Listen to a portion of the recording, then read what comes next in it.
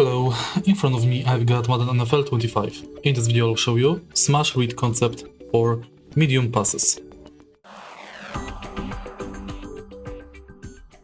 In the beginning, let's go to skills trainer and smash read concept.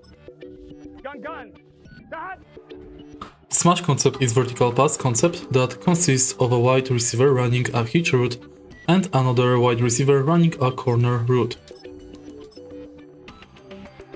Throw to the receiver running the hitch route with B button.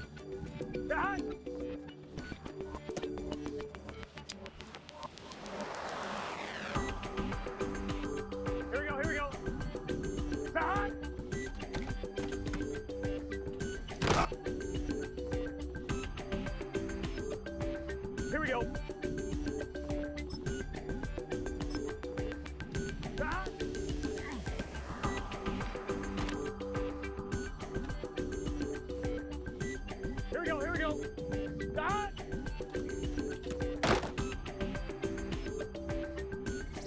And that's basically it. If you find this video helpful, please leave like, comment and subscribe.